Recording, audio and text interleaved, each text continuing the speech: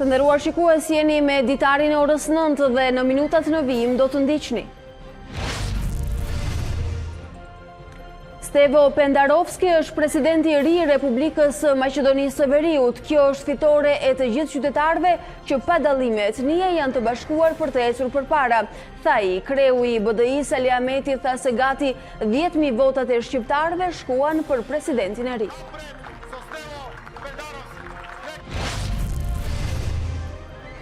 Para veteranëve të luftës, kryeministri vuri në dyshim agron tufën e Institutit për Studimin e Krimeve të Komunizmit. Gjetjet e këtij instituti kanë trazuar së fundmi ujërat tek eksponentë dhe studiues të majt. Rama kërkoi verifikim të vlefshmërisë së tij. Mund të jetë kur objekt i një instituti që paguhet. Zonja dhe zotëri, mirëmëngjes, mirë se po takohemi edhe këtë të hënë me Ditarin në orës 9 drejt për drejt nga ekrani A2 CNN. Në minutat në vijim do të keni mundësi të informoheni edhe për të tjera tema si këto. Besimtarët musliman nisin sot muajin e shenjtë të Ramazanit që do të mbyllet në 4 qershor me faljen e Bajramit. Ajo që e dallon këtë muaj është agjërimi të cilin e kryejnë njëkohësisht të gjithë besimtarët në çdo vend të botës. Lut Zotin që ky muaj i begat e i paqt të na kthejë vëmendjen tek familja.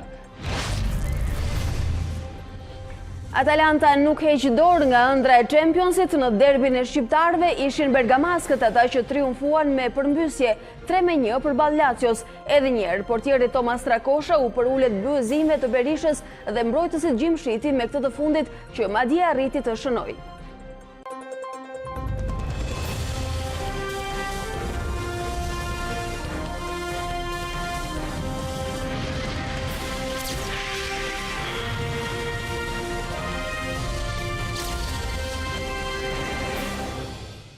Të nderuar shikues, këtë hapësirë të parë informative për sot do ta nisim me aktualitetin politik në rajon. Stevo Pendarovski, kandidati socialdemokratëve të kryeministrit Zoran Zaev, është fituesi i zgjedhjeve presidenciale në Maqedoninë e Veriut. Sipas rezultateve të shpallura rreth mesnatës, ai fitoi 51.71% të votave në balotazhin e së dielës, ndërsa kandidatja e VMRO DPMNE-s Gordana Siljanovska-Davkova mori 44.68%. Komisioni shtetëror i zgjedhjeve njoftoi se 46.63% e rreth 1.8 milion qytetarëve me të drejtë vote morën pjesë në zgjedhje. Në fjalimin e fitores, Pendarovski tha se do të jetë president i të gjithëve. Ndërsa kryeministri Zoran Zaev pohoi se Maqedonia e Veriut kishte zgjedhur të dielën një president evropian. VMRO DPMNE u ankua për parregullsi gjatë procesit zgjedhor, ndërsa kandidatja e saj, Gordana Siljanovska, tha se rezultati është i qartë. Zgjedhjet u konsideruan si një sprove politikave pro-perëndimore të qeverisë. Stevo Pendarovski mbështeti marrëveshjen e qeverisë me Greqinë për emrin e vendit në shkëmbim të antarësimit në NATO dhe afrimit me Bashkimin Evropian, ndërsa Gordana Siljanovska dhe partia e saj e kritikuan dhe kundërshtuan atë.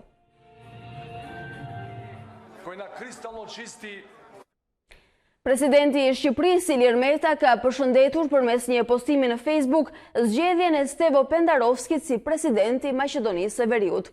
Shumë urime Stevo Pendarovskit për fitoren e tij në zgjedhjet e sotme presidenciale në Maqedoninë e Veriut. Besim plot për bashkëpunimin e shkëlqyer në të ardhmen, jo vetëm midis dy vendeve tona, por edhe për forcimin e perspektivës euroatlantike të rajonit. Shpresoj të takohemi së shpejti, shkruan presidenti Meta.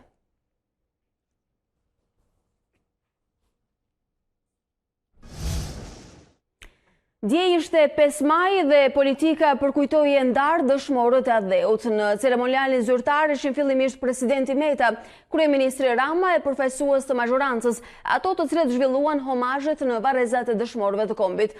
Më pas, kurora me lule përpara memorialit në Shqipëri vendosën kreu i opozitës Lulzim Basha, ish kryeministri Sali Berisha dhe përfaqësues të Partisë Demokratike. 5 maj mblodhi në varrezat e dëshmorëve drejtuesit më të lartë të institucioneve shtetërore për të nderuar ata që dhanë jetën për një Shqipëri të lirë. Në ceremonialin zyrtar morën pjesë presidenti i Republikës Ilir Meta, si dhe kryeministri Edi Rama, të cilët zhvilluan homazhe e vendosën kurora me lule pranë monumentit nën Shqipëri. Pavarësisht të rreshjeve të dendura të shiut, kreu i shtetit ishte i vetmi që u ndal përpara mediave me një thirrje për dialog për klasën politike shqiptare. Pikërisht sot është i ditë nderimi për sakrificat e tyre, për flijimin e tyre, për ëndrat e tyre, por është edhe ditë reflektimi për të vendosur në plan parë interesat e vendit, të ardhmës europiane, të stabilitetit, përmes dialogut, përmes bashkëpunimit, në mënyrë që ëndrat e tyre të realizohen plotësisht. Në një ceremoni më vete, ishin organizuar dhe diplomatët e huaj të akredituar në Tiranë. Kurorën me lule në emër të trupit diplomatik e vendosi ambasadori i Serbisë.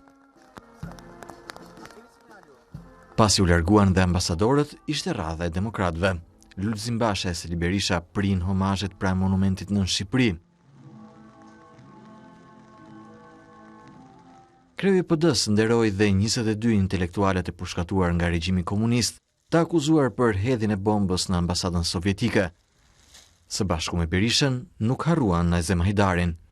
Është një ditë nderimi, respekti, mirënjohje e thellë kombëtare, patriotike dhe individuale, ndaj qindra mijëra burrave dhe grave, të rinjve dhe të rejave që fliuan jetët e tyre në altarin e lirisë kombëtare. Është po kështu një ditë reflektimi, për të bashkuar të gjithë sërish, për të mbrojtur lirinë dhe vlerat e saj, të vetëdijshëm se për lirinë shkohet në betejë çdo ditë. Pas homazheve, kryeministri Rama zhvilloi një takim me veteranë të cilët i kërkuan rishikim të qëndrimit ndaj Mithat Frashërit. Kryeministri u përfshi dhe në debatin e fundit për agron tufën e Institutit të Studimit të Krimeve të Komunizmit. Rama është ndalur gjithashtu edhe në procesin e integrimit, ku tha se ka forca të brendshme politike, të cilat përpiqen të pengojnë hapjen e negociatave. Në ditën e dëshmorëve, kryeministri Rama mlodhi në një takim veteranët, të cilët ja bën të qartë se duhet të rishikonte qëndrimin e tij ndaj Mithat Frashërit, nëse nuk donte ta prishte me ta në zgjedhje, por Rama nuk dëgjoi nga ai vesh. Unë do ta bëja prap edhe një herë, njësoj ceremoninë për Mithat Frashërin, që të jemi të qartë. Jo sepse unë kam ndonjë dilemë, s'kam dilemë, lidhur me kufirin që ndan qartësisht patriotët nga bashkëpunëtorët e nazizmit. Por sepse unë nuk i besoj historisë së shkruar nga fitimtarët. Rama kërkoi të mos ngatërrohej lufta antifashiste me pasojat e regjimit diktatorial, duke ndërhyrë kështu në debatin ku është përfshirë Agron Tufa, që drejton Institutin për Krimet e Komunizmit. Çfarë ndodhi dhe si ndodhi në pikpamje të luftës për çlirim deri në 29 nëntor të vitit 1944 nuk mund të jetë kurrë objekt i një instituti që paguhet nga taksat e shqiptarëve. Çfarë erdhi pas ka qenë objekt i punës atij instituti dhe i takon Kuvendit Shqipërisë të bëjë të gjitha vlerësimet e nevojshme në raport me ligjin apo me shkeljen e ligjit, në raport me dobin apo me dëmin e shkaktuar nga një i tillë institut. Duke folur për negociatat për antarësimin në Brukselin, kryeministri pohoi se Shqipëria 75 vjet pas shtirimit po luftohet nga brenda. Një forcë e brendshme është përpjekur dhe përpiqet çdo ditë që të pengojë çeljen e negociatave, duke kthyer këtë aspirat kombëtare dhe këtë objektiv kombëtar në një argument të politikës ditës. Në këtë ceremoni, Bashkia e Kryeqytetit akordoi titullin simbol i qytetit të Tiranës për organizatën kombëtare të dëshmorëve të Lanç. Të nderuar shikues, në studion e Ditarit jemi rikthyer drejt për drejt për të analizuar pak mbi situatën edhe për te qëndrimeve dhe vendimeve politike të momentit me zotin Klementin Mile, pedagog. Mirëmëngjes dhe mirë se vini. Mirëmëngjes. Zoti Mile, në këtë moment krize për vendin kur ka shumë deklarata, replika, përgjigje kundër përgjigje, qëndrime të gjitha palëve të cilat në një moment duken të domosdoshme, ato e humbasin impaktin që ka në publik sepse vjen një moment dhe legjitimohen duken krejtësisht normale, por në artikulimin dhe qëndrimet e liderëve tan, a ka diçka për te për të analizuar? Ajo që duhet shikohet, mendoj me vëmendje, është që nga njëra anë kemi qeverinë dhe kryeministrin Rama, i cili vijon edhe artikulon qëndrimin e mazhorancës edhe të qeverisë, sikur ajo të mos ishte as mazhorancë dhe as qeveri. Pra për shembull ne shohim artikulime të tipit do ndëshkohet opozita në zgjedhje, populli do ju tregojë vendin etj etj. Ndërkohë që duhet mbajtur parasysh që në një regjim demokratik është shumica që qeveris dhe përgjegjësitë, meritat, po edhe fajet, si më thon, i shkojnë kryesisht asaj ose ekskluzivisht asaj.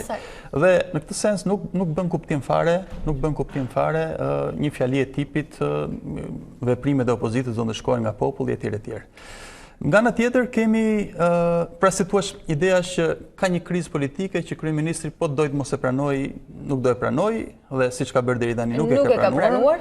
Dhe duke mos e pranuar, nuk ka hedhur as hapin e parë drejt zgjidhjes.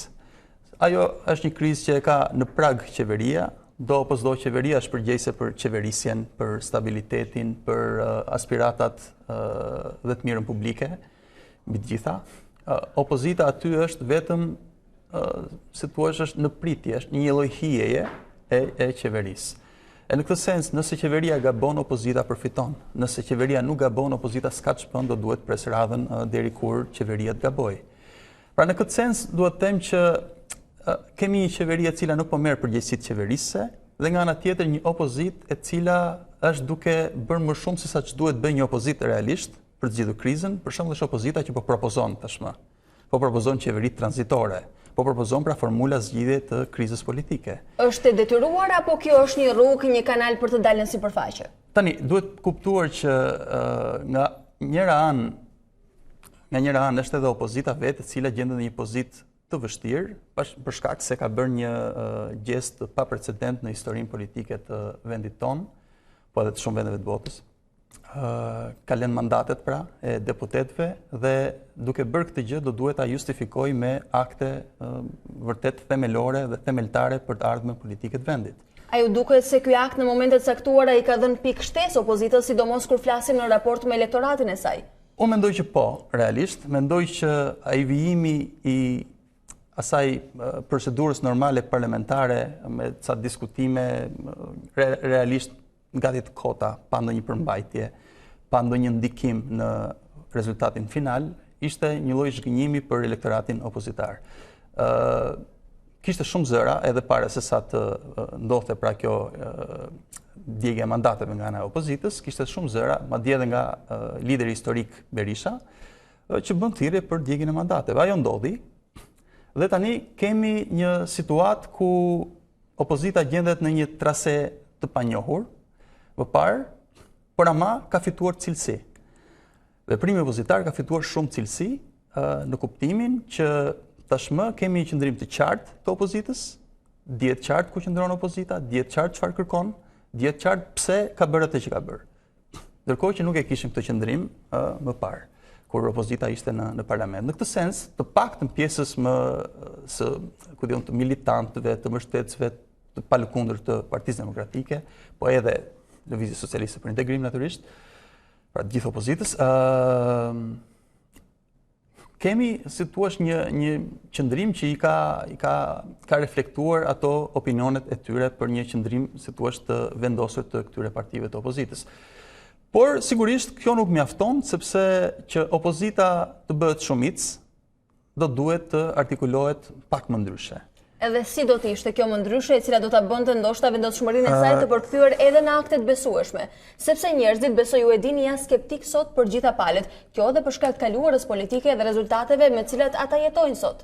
Shikoni, një është e vërtet, tani një nga gjërat që ka një element kontradiktor pra në ligjërimin opozitar të Bashës, Kryemadhit, apo edhe të liderëve të tjerë të partive opozitare të vogla, është kjo që nga njëra anë e përshkruajnë regjimin ekzistues si autokraci, pasi kur gjithçka është në duart e një njeriu vetëm, Edi Ramës, i cili ka kapur sipas ligjërimit opozitar gjithçka, gjykatat, prokurorinë, shërbimin informativ, ekonominë padyshim, institucionet e tjera të varura të pavarura të vendit.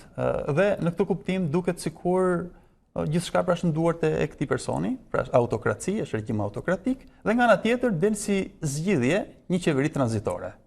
Kjo nuk shkon sepse një qeveri tranzitore është një qeveri modeste.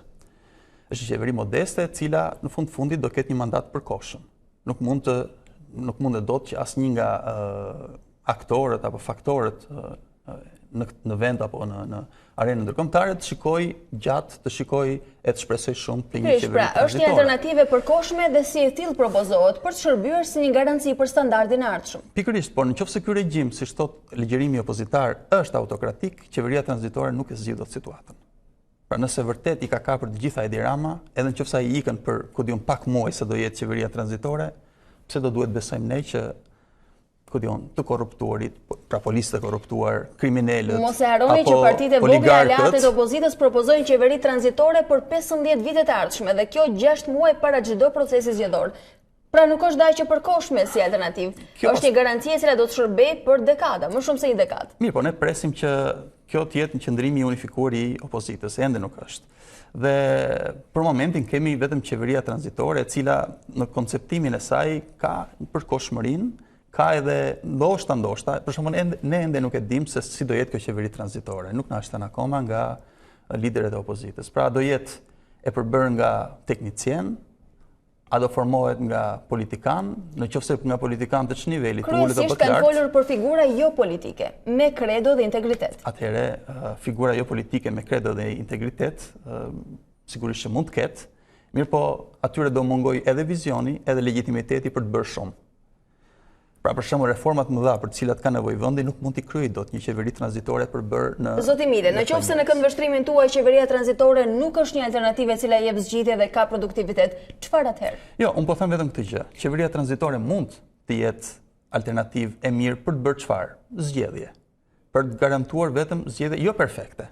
Të mos gënjejmë veten. Perfekte jo. Nuk mund t'i kemi dot me një qeveri tranzitore. Të paktën të rrisnim standardin. Por të paktën zgjedhje të cilat edhe pse do kishin problemet e tyre, nuk do vinin dyshim në asnjë moment fituesin e tyre. Siç rasti për shembull me zgjedhjet e kaluara që neve tani nuk e dim më kush i ka fituar, duke pas parasysh se sa shumë probleme kanë dalë rrugës. Po, në fund të fundit ku kërkohet të jetë misioni i parë i qeverisë tranzitore apo jo? Po, por ama duhet të them këtë gjë, që ose ky regjim nuk është autokratik, pra nuk është se vërtet i ka kapur të gjitha Edi Rama. Ka shumë probleme, padyshim, por nuk i ka kapur të gjitha Edi Rama, dhe prandaj qeveria tranzitore mund të funksionojë, e të na garantojë një proces zgjedhor deri diku të pranueshëm, ose përndryshe ky regjim, siç thot Basha e Kryemadhi, është autokratik dhe qeveria tranzitore nuk është zgjidhja. Pra do duhet që të ketë një lloj qartësimi në këtë konfuzion krijuar në ligjërim. Kjo ndoshta edhe për shkak të subjekteve të shumta të cilat e përbëjnë fronin opozitar, të cilat deri diku ndoshta mund të kenë edhe qëndrime jo krejtësisht në unison, apo jo? Edhe për këtë, padyshim. Unë do të thosha megjithatë që do duhet që të paktën Basha si lideri i opozitës do duhet që të përpiqet sa më shumë të unifikojë qëndrimet me partitë aleate. Partive aleate sigurisht, që nga LSI-ja deri tek partitë e tjera të vogla. Do duhet patjetër sepse nuk mund të jepen disa mesazhe elektoratit opozitar. Do duhet që shikoni, në dekadën e fundit kemi parë këtë gjë në Europë, në gjitha vendet e Europës, kemi parë që sa kohë kemi patur një qeveri populiste në pushtet, siç ka shenja qarta qeveria Rama që është e tillë, që të mposhtet kjo lloj qeverie, që partitë opozitare të marrin pushtetin, do duhet që padyshim të shfrytëzohen, të bashkohen, të përdoren të gjitha energjitë dhe opsionet opozitare. Nëse themi që ka vetëm një qeveri, po ka shumë opozita, aty pastaj është sigur që qeveria do vazhdoj të vijoj Pra duhet të një mbaj pushtetin. unifikim i qëndrimit dhe figurës së opozitës në vend. Padyshim. Ndërkohë, kur jemi në këtë situatë pothuajse komplekse në politikë edhe të paprecedent, ka qenë një parti e re e cila ka marrë flamurin dhe ka fituar terren ndoshta për të konkuruar në këtë zgjedhje me ide më të qarta. Është bindja demokratike. Çfarë do thotë për ju lindja e një subjekti të ri në horizont, qoftë apo jo bindja demokratike, për të mos u marrë me emrin konkret, por me fenomenin? Është normale, nuk ka një gjë që nuk shkon në këtë mes, si thua partitë lindin ose ideohen ose të paktën i shfaqen publikut në momente kur mendojnë se ka, si thua, treg për ta. Në kuptimin ka vota ose njerëz të papërfaqësuar. Nuk e di, domethënë bindja demokratike e Patozit, po edhe personazheve të tjerë që e kanë krijuar, po hedh bastin e vet. Është duke shfrytzuar rastin, duke menduar që Partia Demokratike mbi të gjitha është jashtë parlamentit, ka braktisur mandatet, e ka quajtur mbase një opsion ose një moment të volitshëm për, si thua, për të zënë vendin e lënë bosh. Mirë po, unë mendoj që nuk është në një vend realisht i lënë bosh, sepse Partia Demokratike nuk është se doli jashtë parlamentit dhe tradhtoi besimin e votuesve të saj. Unë gjykoj që ishin votuesit e Partisë Demokratike, të cilët ja kërkuan këtë gjë dhe prandaj ajo ndoqi vullnetin e votuesve të vet. Në këtë sens nuk është se u la në një terren bosh që zoti Patozi dhe bindja demokratike ta okupoi. Por duke mos menduar gjithmonë për klasën politike dhe vakancat që la Partia Demokratike, a do ta gjenë vetën njerëzit, elektorati në këtë alternativë të re politike? Unë nuk e besoj këtë gjë. Mund të ketë padyshim një numër të vogël njerëzish të zhgënjur edhe nga qeverisja e kaluar e Partisë Demokratike, që mund të shkojnë edhe të bashkohen bindjes demokratike të zotit Patozi. Por do jetë, besoj, një numër minimal i papërfillshëm zgjedhësis. Ndërkohë ju besoj e keni dëgjuar, kishit mundësi ta dëgjonit edhe nga studioja jonë një material që flet për Agron Tufën dhe për plasjet që ka pasur me mazhorancën kryesisht me zotin Rama dhe zotin Braho. Ka qenë një libër, molla e shellit mes tyre dhe tashmë dosja ka përfunduar edhe në gjykat ku akuzojnë njëri tjetrin për krime, vrasje me pagesë. Si është dukur gjithë ky debat me replika që të themi janë të ashpre? Shikoni, e pare punës unë nuk mund të hyj dot edhe të vendos kush ka drejt sepse nuk jam as historian, nuk jam ekspert i fushës. Në këtë kuptim do doja që vërtet historianët të flisnin më shumë. Dhe historianët unë i kam parë të stepur, i kam parë të heshtin, e të mos prononcohen shumë në këtë çështje, sepse e kanë parë ndoshta shumë politizuar e nuk kanë dashur të etiketohen si me këtë krah apo atë krah politik. Por a vlen ky protagonizëm i politikës në një çështje delikate si kjo? Flasim për një listë të zezë e cila përmendet në këtë libër dhe ka mbi 260 emra, ndoshta emra të cilat prekin dhe politikën. Shikoni, politika dhe politikanët nuk është se kanë limite në sensin e ata mund të politizojnë çdo gjë ta përdorin për të marrë pikë politike ose për dëmtuar kundërshtarin. Deri këtu jemi brenda lojës legjitime të politikës dhe nuk ka asnjë lloj gjëje, asnjë lloj kritike që mund të bëhet politikanëve. E vetme kritikë që mund të bëhet është komunitetit të ekspertëve, historianëve për shembull, të cilët kanë heshtur. E vetme mënyrë se si mund të vihet fre politikanëve apo të orientohet ligjërimi politik është që të flasin ekspertët. Faktet historike. Kur ata heshtin, faktet historike flasin prej gojës së ekspertëve. Prej politikanëve flasin komentet mbi faktet e supozuara ose të. Domethënë unë nuk mund të them dot nëse ashtu siç bëri për shembull kryeministri Rama që është apo jo objekti i Institutit për krimet dhe pasojat e komunizmit, të drejtuar nga zoti Tufa, periudha para fillimit të luftës nacionale çlirimtare, pra 41-44 më duket. A mund merret apo duhet merret me këto krime të komunizmit ky institut? Domethënë, nëse ka një kushtëzim ligjor që përcakton ligjërisht objektin e institutit, atëherë ka folur ligji dhe s'ka nevojë të thasë as kryeministri në fakt. Nëse s'ka folur ligji, atëherë kemi të bëjmë. Por a mundet që kryeministri të përcaktojë kompetencat e një institucioni si ai? Jo, sigurisht jo. Sigurisht jo, është ligji mbi kryeministrin. Nëse kryeministri del mbi ligjin, atëherë kemi problem të madh me kryeministrin. Zoti Mile, unë ju falenderoj shumë që ishit së mëngjes këtu. Faleminderit juve.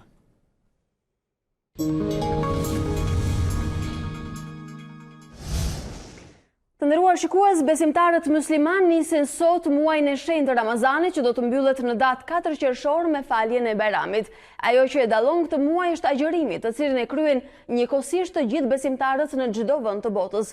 Ky është një muaj i vlerave të larta njerëzore, morale, sociale, i solidaritetit dhe bashkëpunimit, muaj dedikuar më shumë adhurimit dhe këndimit të Kuranit, muaj i mëshirës, virtytit dhe dëmshurisë. Përveç vlerave shpirtërore e morale, agjërimi ka gjithashtu edhe një vlerë shoqërore shumë të madhe, atë të bashkimit të njerëzve mes tyre dhe kontributit për ata që kanë nevojë. Para nisjes së këtij muaji të bekuar për të gjithë besimtarët musliman, kryetari i komunitetit musliman, Bujar Spahiu, përcolli një mesazh urimi. Nderuar besimtarë, koha në të cilën jetojmë shfaq probleme të shumta më shqetësuese janë ato që ndodhin brenda familjes shqiptare, ku shpesh herë ekuilibrat dhe vlerat lëkunden, duke prishur mbarvajtjen e jetës shoqërore në tërësi. Lut Zotin që ky muaj i begat e i paqt të na kthejë vëmendjen tek familja, tek lidhja e mrekullueshme mes pjesëtarëve të saj. Prindër të dashur, transmetoni tek familjet tuaja mesazhin e dashurisë dhe paqes. Edukojini fëmijët tuaj me dashuri për atë dhe unë, për tjetrin dhe jetën.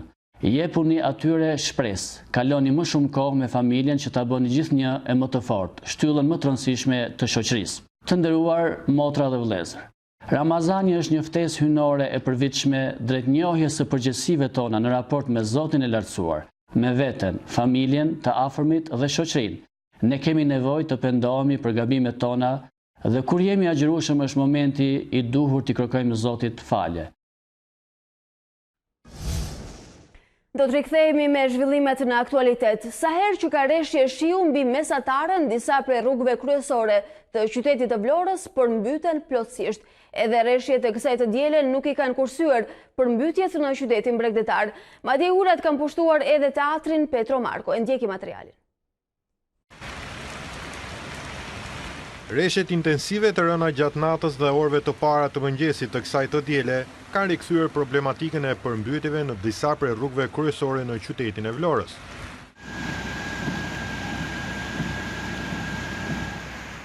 Në disa akse, kryesisht ato që lidhin bulevardin Vlorë-Skel me rrugën transballkanike, niveli i ujit gjatë orëve të mëngjesit të së dielës ishte rreth 15 cm. Prezencë më të madhe të ujit në rrugë kishte kryesisht pranë lagjeve Pavarësia dhe 28 Nëntori. Këtë të diel ujërat kanë pushtuar edhe teatrin Petro Marko në bulevardin kryesor të qytetit, i cili po rikonstruktohet. Kryetari i Bashkisë së Vlorës, Dritan Leli, ndonse ka pranuar se kanalet kulluese në rrugën transballkanike nuk përballojnë prurjet, deklaroi se përfundimi i projekteve të nisura në infrastrukturë do të normalizojnë situatën në qytet, ndërsa nuk nguroi të fajsoj për situatën edhe kapriçot e natyrës. Sasinë e shirave nuk e kontrollon dot as kryetari i bashkisë, as ndërmarrja e ofisës kanalizimeve. Është një sasi e jashtëzakonshme shirash në një kohë shumë të shkurtër, e cila në fund fare për pas pak orësh këtu nuk do të ketë më ujë, por kjo nuk do të thotë që jemi aty ku duam. Absolutisht duam, kemi bërë të gjithë ndërhyrjet e nevojshme dhe jemi duke përfunduar projektin që do të përmirësoj sidomos rrjedhjen e ujrave në zonën transballkanike. Ndërkohë, për shkak të rreshjeve, probleme janë shënuar edhe me energjinë elektrike në Radhim dhe Orikum.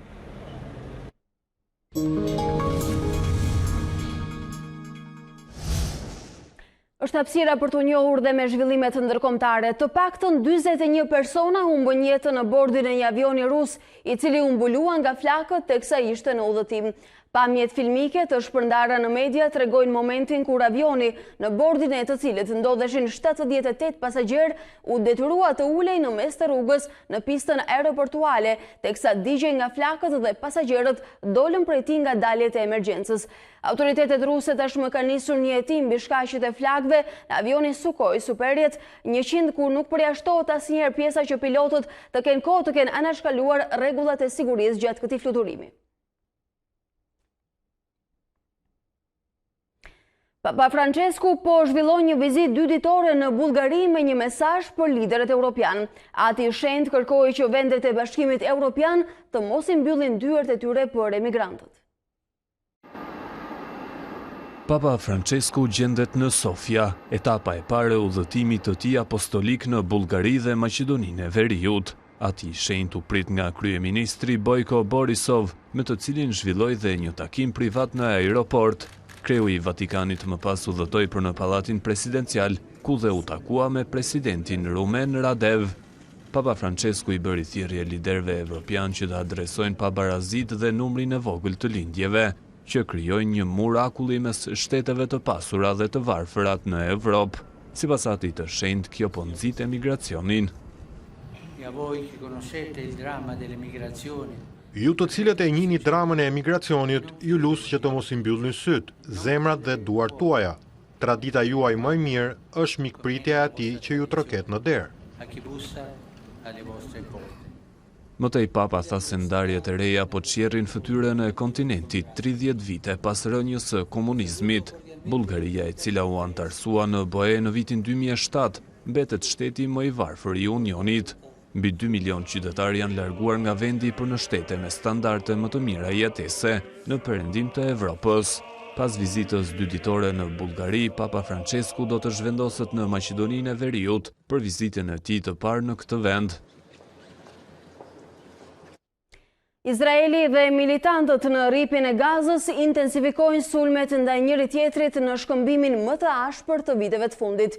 Militantët palestinez lëshuan mbi 450 raketa në territorin e Izraelit gjatë fundjavës. Shumë prej tyre kanë shpërthyer në ajër, bilanci flet për 3 izraelitë të vrarë, ndërsa në kampin palestinez viktimat janë 9. Ushtria e Izraelit njoftoi se ka goditur 220 shënjestra në rripin e Gazës dhe paralajmëron për sulme të tjera masive. Edhe palestinezët theksojnë se do të vijojnë me bombardimet. Vijon situata e tensionuar edhe në Venezuelë. Ushtria refuzon çdo kërkesë të opozitës për kryengritje, që kërkon me ngulm dhe kushtërëzimin e presidentit Nicolas Maduro. Ndërkohë ky i fundit u shfaq mes forcave të sigurisë, duke paralajmëruar Shtetet e Bashkuara që të mos ndërhyjnë. Mbështetës të shumë të liderit opozitar të Venezuelës, Juan Guaido, u mblodhën në një bazë ushtarake në Caracas për të dorëzuar një letër në të cilën kërkohej mbështetja e tyre. Kjo erdhi disa ditë pasi Guaido i bëri thirrje forcave të armatosura që të ngrihen kundër presidentit Nicolas Maduro. Dokumenti kërkon që trupat të respektojnë kushtetutën dhe të mbrojnë qytetarët. Megjithatë, kjo ishte përgjigjja e tyre.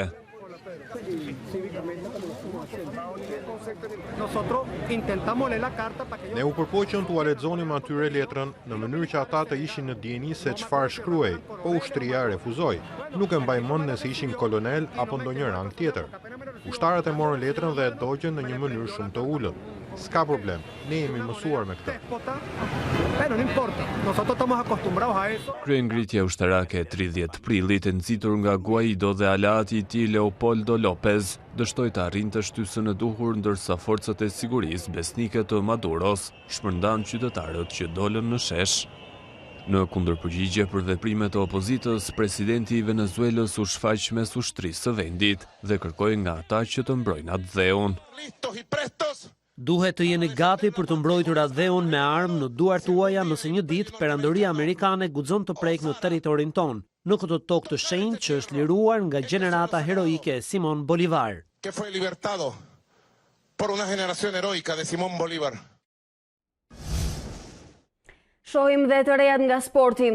Atalanta nuk heq dorë nga ëndra e Championsit dhe këtë e tregoi me fitoren përballë Lazios 3 javë para fundit të sezonit. Në derbin e shqiptarëve ishin bergamaskët, ata që triumfuan me përmbysje 3-1. Edhe njëherë, portieri Tomas Rakosha u përullet bluzimve të Berishës dhe mbrojtësit Gjimshiti, me këtë të fundit që arriti madje edhe të shënoi. Atalanta mban aktualisht vendin e 4, një pikë më pak se Interi, ndërsa për Lazion pjesëmarrja në Champions është thuajse e pamundur.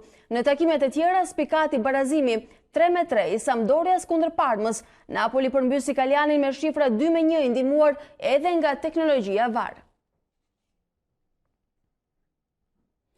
Ndërsa Manchester United tashmë i ka dhënë lam të mirën pjesëmarrjes në Ligën e Kampionëve në sezonin e ardhshëm. Barazimi 1-1 me skuadrën e vendit të fundit Huddersfield, që prej javësh ka rënë një kategori më poshtë, ishte fatal për djajt e kuq. Aktualisht edhe Europa League duhet të sigurohet nëpërmjet fazës së play-off, pasi United ndodhet i 6-i, 1 pikë larg Arsenali, i cili u nda nga Bayern 1-1 dhe humbi gjithashtu edhe shpresat për Champions. Rikthehet tek fitoria Chelsea, i cili kaloi me sukses Watford dhe mban aktualisht vendin e tretë. Por teksa në Premier Ligën angleze ka mbetur edhe një javë për të luajtur, ndeshjet e fundit të kampionatit do të përcaktojnë katërshën e parë të tabelës dhe fituesin e titullit kampion. Real Madridit ka rigjetur fitore në kampionatin spanjoll. Madrilenët lanë pas humbjen e një javë më parë, duke bërë kthesën ndaj Villarrealit, të cilët i mundën me rezultatin 3-2.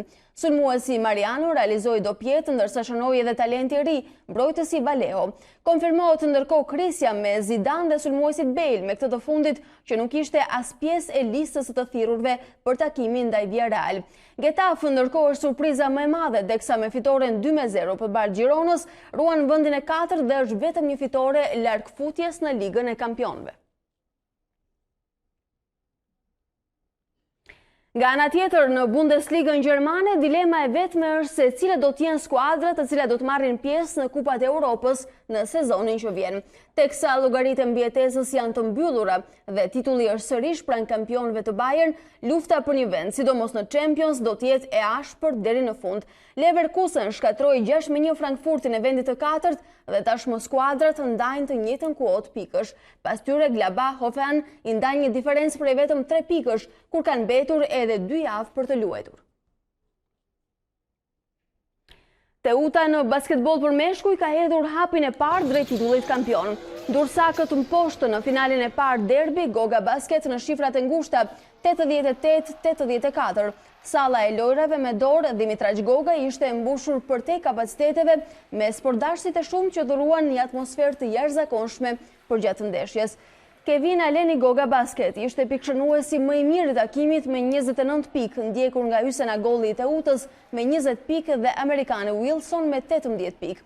Takimi i dytë final luaj ditën e mërkurë në orën 18 në Pallatin e Sportit Ramazan Njala në Durrës.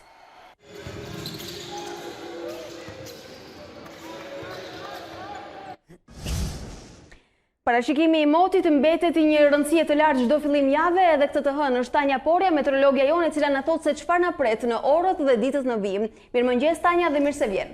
Mirëmëngjes Alba, mirëmëngjes shikues, a dy si ne në fakt pas një fundjavë plot me shira, por temperaturat kanë qëndruar relativisht të larta. Gjatë ditës sot me mbeten vranësirat dhe shirat prezente në gjithë territorin shqiptar, shira të dobët kryesisht gjatë ditës së sotme, megjithatë në zonat veçanta. Kryesisht në orët e pasdites do të kemi fuqizim të reshive në intensitet deri mesatar, kjo në qendër dhe në zonat jugore. Ndërkohë presim sërish sonte natën një fuqizim të lehtë të reshjeve, kryesisht në veri dhe në verilindje, ndërkohë nesër pas mesditës dhe në vijim kemi një përmirësim të dukshëm të kushteve të motit në gjithë territorin shqiptar, fillimisht në perëndim dhe gradualisht dhe në zonat lindore, kemi kryesisht kthjellime. Kthjellimet vijojnë për 2-3 ditë Alba. Megjithatë, reshjet mbeten prezent në pjesë të veçanta të territorit, pra kryesisht në veri dhe në qendër dhe të njëjtën dhe të premten edhe në zonat lindore.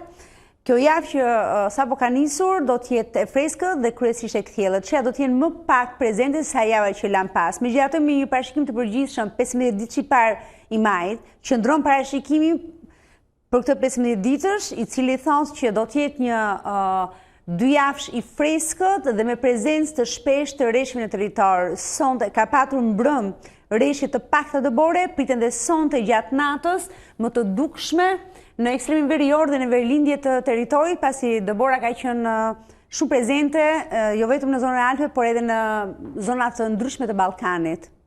Tanja, ne të falenderojmë për parashikimin e motit që solli edhe këtë të hënë si çdo ditë tjetër. Të nderuar shikues, ne rikthehemi edhe një herë në vëmendje zhvillimet kryesore të ditarit të këtij mëngjesi. Stevo Pendarovski është presidenti i ri i Republikës së Maqedonisë së Veriut. Kjo është fitore e të gjithë qytetarëve që pa dallime etnie janë të bashkuar për të ecur përpara, tha ai. Kreu i BDI Sali Ahmeti tha se gati 100.000 votat e shqiptarëve shkuan për presidentin e ri.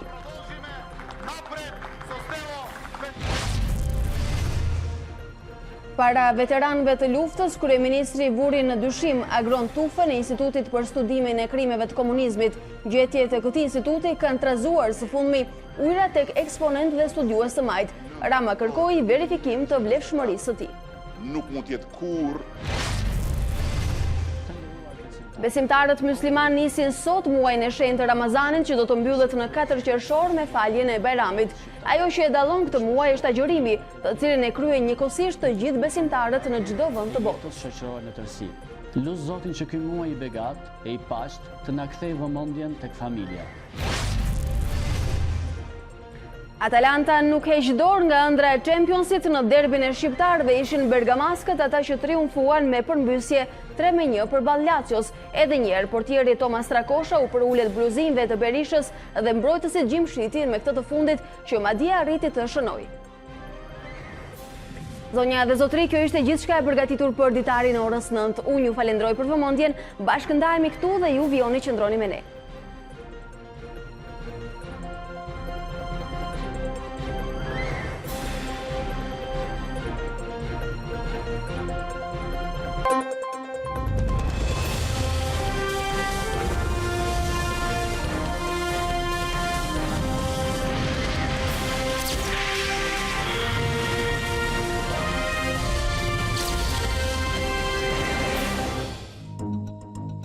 Unë jam Alba Lishani dhe ky është Ditari në A2 CNN.